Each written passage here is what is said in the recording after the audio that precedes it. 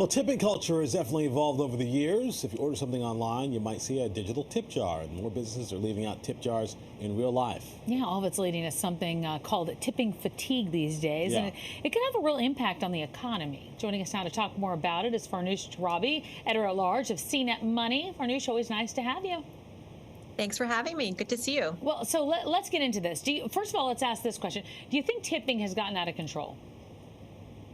I wouldn't say it's gotten out of control. What I will say is that, of course, day to day, we are confronted increasingly with this question of should I tip or should I not tip? And there are really two driving forces behind this. One is that we're not paying with cash, we're paying digitally more often than not. And so what does that mean? Paying on that pad. And a lot of these electronic payment pads are preempted to ask us for a tip. But more so, what's happening is that we are expanding the convenience economy in New York City and everywhere else. And so whether it's a ride share or getting a delivery, we are incorporating more of these conveniences into our lives. And who's behind those conveniences? Real life workers who I think merit tips. Yeah, I agree. Wait, okay, so why aren't they being paid more in the first place? I mean, Ooh, I'll just get into it, right? I mean, like why aren't, why don't you just pay the folks right, ahead of time? Absolutely. It is not our responsibility to make sure that workers are paid well and that they have benefits. That is a responsibility of employers and the government. You are absolutely right about that. But in the absence of that, right? I mean, I'm not somebody to wait around for reform to take control of my life or ask for help. And so I think as good patrons, if you are somebody who wants convenience and is going out to a restaurant or is having some pizza delivered to your house, or even, you feel like you want to tip somebody because you make a connection with the barista, you know what?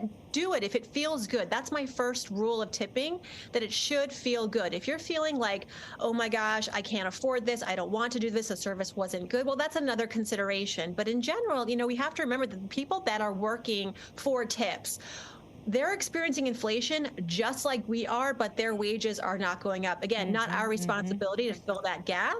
But if we're going to be taking on these services and paying for these services and conveniences that aren't needs, right, half the time, these are just wants. Right. Then we have to be willing to participate in tipping. Well, so I'm curious. First of all, I wonder if people feel more pressure to tip when a digital tip or percentage pops up. Yeah. But also, Here, Tamsin, here's the iPad. I'm going to stare at you. I'm going to stare at you until you hit a button on the iPad and you hand it back to me. I'm going to look at the iPad. Some people look away. Right. They don't look away. Do you think there's more? I mean, I guess it's pressure if they're sitting there, staring at it. But do you think there's more pressure to do that? And yeah, because it's more convenient, right? So we're not thinking about them out. I'm not taking all the blame out of the service industry on this one. I think sometimes the small shopkeepers and I was at a wine store and they wanted a tip after I bought a bottle of wine, and I was like, I'm sorry, what happened here? Right. So when in doubt, tip on service, not product. Yeah. Okay. So even if you're going into a coffee shop and you're getting a coffee, but you're just maybe getting a bag of beans or a drip coffee that took less than a second, maybe if you want to tip, great, but don't feel obligated. I would instead tip on something that was actually service driven. Right. And look, I mean, we've all been there, but don't feel shameful if you don't tip because you're just simply buying a product and you're in and out of the store in under a minute. I know that when it's sitting there right on the counter and it's just sitting there, you feel like, am I the only one? Well, and your example is actually perfect about the wine store, right? Because look, we've always tipped the pizza guy. We've always tipped the person at the coffee shop. We've always tipped on service at restaurants. That's not new.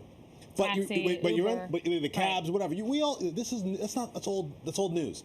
But you're buying a bottle of wine, as you said in your story, and then you buy it and it says, should you tip 20% or 15 or whatever so there is an expansion of what some people believe should be tipped, and I don't know that everyone's agreed to it.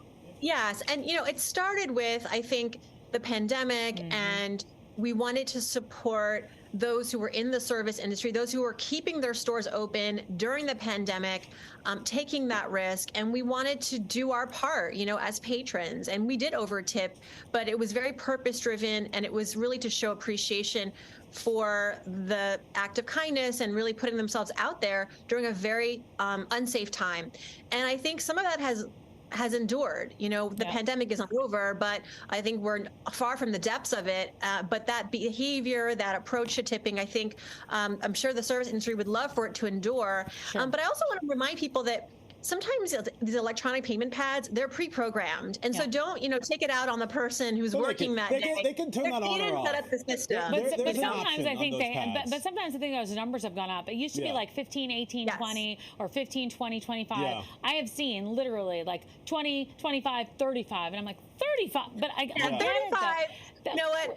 If you can, I always say, if you can, and it makes you feel good, please do it. Because I have friends who are servers, and I know. people object to tipping on tax, for example. Oh, see, I don't know. What is it? An extra few bucks for you, but if everyone did this, that server is going home with an extra $50 to $100 every night. That's rent. That's right. But I think people have gotten more generous about that, though, especially since the pandemic, because the pandemic highlighted people that are doing this job and doing it in all sorts of conditions, and maybe were overlooked in some cases. So I agree. Farnoosh, we could keep talking about this. And keep talking about this. All right. Well, it's good to see you. You too. Good night. All right. And to see more of Farnoosh's tipping tips, you want more tips? You want to get a tip? You can follow her on Instagram at Farnoosh Torabi.